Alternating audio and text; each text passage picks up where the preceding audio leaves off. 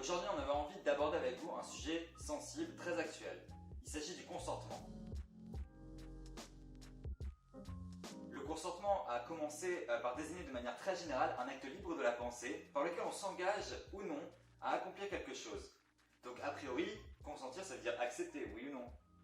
Tout à fait, mais plus récemment, quand on parle de consentement, on pense pas exactement à ça, on pense plutôt à la notion de consentement amoureux ou de consentement sexuel. En ce sens, consentir, ce serait accepter ou non de participer à des actes sexuels ou d'accepter d'être en relation avec quelqu'un et les modalités de la relation seraient définies par ce consentement qui viendrait de la personne. Mais on peut tout aussi bien, et c'est précisément un enjeu d'actualité, ne pas consentir, choisir de dire non. À l'heure actuelle, quand on parle de consentement, on parle donc surtout de respecter le oui ou le non d'une personne qui nous a donné son aval ou au contraire nous a dit qu'elle ne souhaitait pas aller plus loin. Le consentement dans notre société est devenu une valeur. Le non-consentement, un choix qu'il faut respecter. Le respect du consentement et surtout la problématique du non-consentement sont surtout perçus comme une revendication féministe contemporaine liée à d'autres grandes problématiques comme le harcèlement de rue, les rapports de pouvoir ou l'objectification du corps. Et notamment du corps féminin. Mais ça ne s'arrête pas là. En réalité, le consentement nous concerne toutes et tous. Et le consentement marque toute relation sexuelle et amoureuse du sceau du respect sans lequel il ne saurait y avoir à proprement parler de relation amoureuse. On peut donc dire que sans le consentement, toute relation, toute pratique sexuelle serait humiliante et dégradante. Mais alors le consentement c'est une valeur toute récente? Est-ce que ça veut dire que le consentement, le non-consentement n'était pas vraiment pris au sérieux? C'était facultatif? Disons que ça fait beaucoup de questions et certaines relèvent surtout de questions historiques auxquelles il est difficile de répondre. Donc disons que c'est difficile de venir à bout de ces problématiques en quelques mots. On peut se contenter de dire que notre société a remis à l'honneur la valeur du consentement et l'a fait respecter. Et puis, nous on aimerait bien savoir ce que la tradition juive dit à ce propos. Certains d'entre vous ont peut-être des présupposés plutôt négatifs sur ce que notre tradition textuelle, notamment la Torah tout simplement, a à dire sur le consentement. Nous avons peut-être en tête des textes qui nous semblent très durs de la Torah, des textes qui portent notamment sur le viol, sur une certaine forme de viol autorisé, avec par exemple des textes sur la femme captive. D'ailleurs, le viol en particulier fera l'objet d'une vidéo à part entière qu'on vous présentera un petit peu plus tard, et où on essaiera de montrer que le viol constitue toujours une catastrophe et un dysfonctionnement sociétal chaque fois qu'il advient dans des textes notamment du Tanakh. Mais en attendant, le consentement, est-ce que ça existe déjà dans nos textes? Est-ce que c'est une notion que le patriarcat viserait à nier? Et surtout, est-ce que nos textes sont patriarcaux? Et si le consentement existe bien, si on en trouve des traces dans nos textes, est-ce que cela ressemble, et dans quelle mesure, à ce qu'on appelle, à l'heure actuelle, la valeur du consentement? Il faut savoir tout d'abord que quand on parle de consentement ou sexualité en général dans la tradition juive, on parle dans le cadre d'un mariage. Idéalement, il n'y aurait pas de relation sexuelle sans engagement. En fait, relation sexuelle, sexualité dans la tradition juive est synonyme de responsabilité. Donc, pour penser le consentement à la relation sexuelle, il faut penser le consentement au mariage dans le cadre de la tradition juive. Et pour penser le consentement au mariage, il faut justement se placer dans le contexte d'une société où les mariages étaient souvent arrangés par les parents. Comme Abraham, qui envoie son serviteur pour qu'il trouve une femme à son fils Isaac, Yitzhak. Et cette femme sera Rebecca, Rivka. Son serviteur arrive et il décide d'un test pour voir finalement si elle sera digne de Yitzhak. Il l'accompagne chez sa famille et à ce moment-là, sa famille n'a pas véritablement envie de la laisser partir. Et pourtant, ils vont la chercher et c'est elle qui aura le dernier mot. Et elle dit « Eler, j'irai ».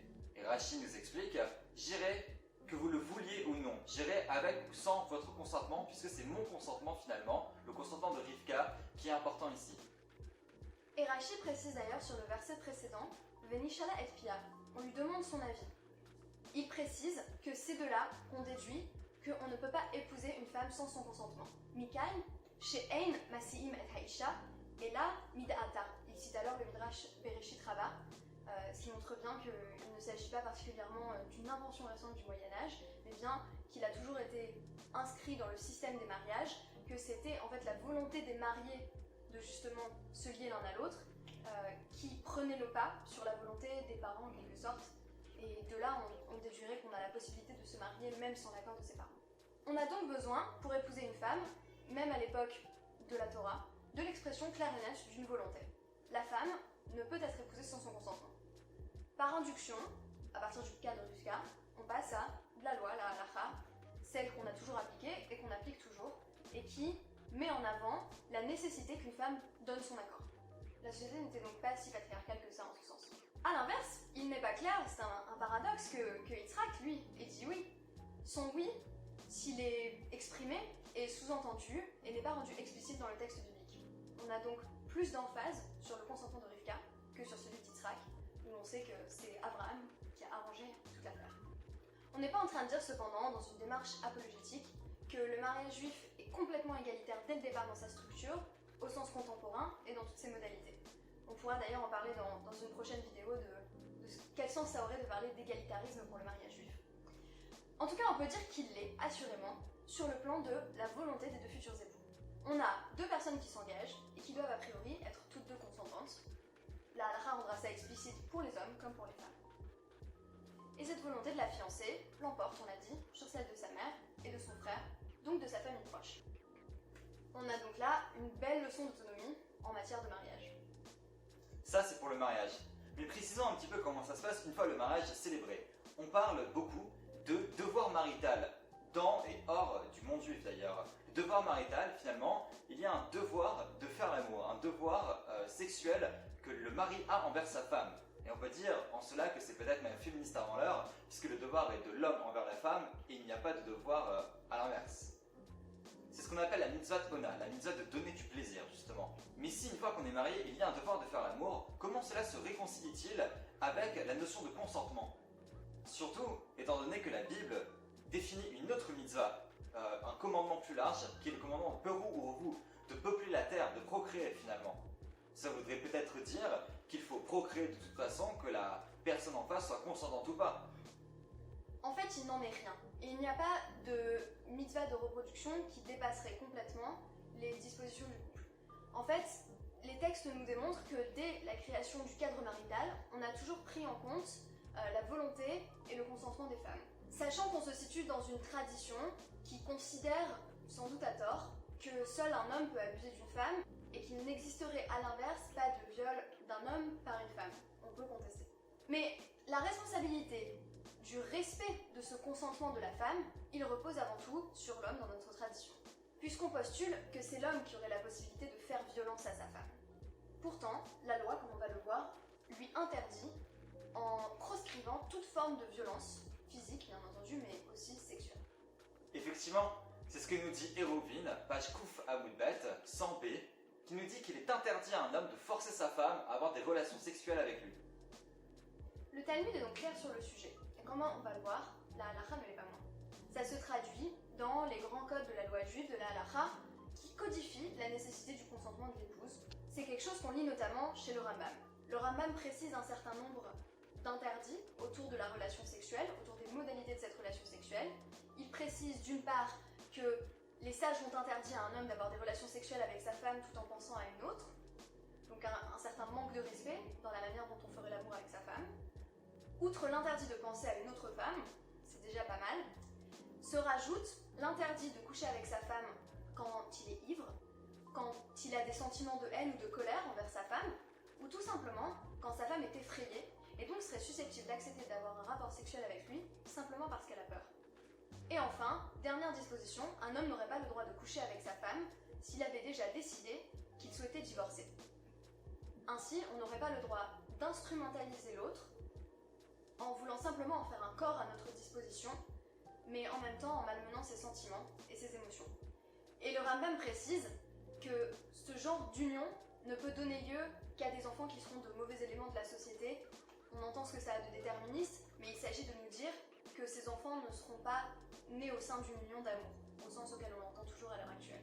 Et effectivement, et on peut que spéculer sur le résultat que ça aura, cette sorte d'éducation, cette sorte d'union finalement sur les enfants, toutes ces répercussions-là. Et puis, même la Gemara va même jusqu'à dire qu'une femme peut divorcer si son mari souhaite n'avoir de relation avec elle qu'à la façon des Perses, c'est-à-dire habillée. En effet, même la relation sexuelle se doit d'être vraiment charnelle, corps contre corps, non pas comme les Perses, c'est-à-dire de l'époque, peut-être les autres cultures qui étaient moins respectueuse de cette union sacrée. Oui, la Gemara à laquelle Mil fait référence est celle de Ktubot 48a, où apparemment ça a l'air d'être un avis d'un sage qui est cité en évoquant cette coutume des Perses qui était de faire l'amour en portant leurs vêtements. Et en fait, ça aussi, ça a été codifié par la suite dans la Halacha, avec le célèbre code de loi qu'on applique toujours, qui est le Shulchan Aruch, puisque Yosef Karo, dans Eben Haezer, précise bien que si un homme ou une femme n'acceptait d'avoir des relations sexuelles avec leur partenaire que entièrement vêtus, les deux partenaires auraient un droit automatique au divorce. Et le Shulchan Aruch dans Rachaim codifie même le fait que si une femme envoie des signaux à son mari, celui-ci doit, s'il est disposé, répondre positivement à ses avances. On voit bien ici là que le désir provient de la femme et qu'il n'est en aucun cas shamé par le Shulchan Aruch. De plus, le Shulchan Aruch continue en disant que l'homme doit faire très attention au plaisir de sa femme, peut-être même en délaissant un petit peu le sien. On est bien loin de certaines traditions patriarcales qui perdurent encore aujourd'hui, qui mettent le plaisir de l'homme au centre de toute l'attention. En somme, à travers nos textes, à la fois halakhiques et tirés de la Gemara et aussi de la Torah, on a vu que les hommes étaient sans cesse invités en tant qu'époux à réfréner leurs désirs, à contrôler leurs impulsions, à maîtriser leurs instincts, et aussi à ne pas désirer le sexe pour le sexe, mais plutôt le sexe, on pourrait dire, pour l'accomplissement d'une mitzvah, d'un commandement, mais aussi une forme de sexe qui serait tournée vers le plaisir de l'autre. Et je pense qu'on a beaucoup à apprendre de ça. Donc le sexe au sein du cadre marital, c'est un moment où on est pleinement dédié à l'autre et où on se dévoue à son plaisir. Le plaisir personnel, en quelque sorte, ça passe en second. Il y a aussi là-dedans un apprentissage du consentement au jour le jour dans le quotidien du couple. Et il y a aussi une invitation à percevoir les signes parfois discrets du désir féminin et surtout à ne pas imposer sa propre volonté avant d'avoir vu ces signes. Le cadre du mariage est en tout cas, pour le judaïsme, tout le temps le cadre idéal pour la relation sexuelle. Par contre, on voit que le viol est, dans tous les cas, qu'il soit marital ou non, est toujours un dysfonctionnement horrible qui est dénoncé par la tradition. On traitera sûrement de ce sujet dans une prochaine vidéo. Pour ce qui est de ce qui est permis entre époux, je vous renvoie à mon podcast sur le sexe qui vous sera suggéré en fin de vidéo. Alors salut, à bientôt et on vous souhaite un Pessah Kasher Vesameach. Malgré les circonstances difficiles, on sait que vous allez trouver un moyen de réinventer cette fête qui célèbre là encore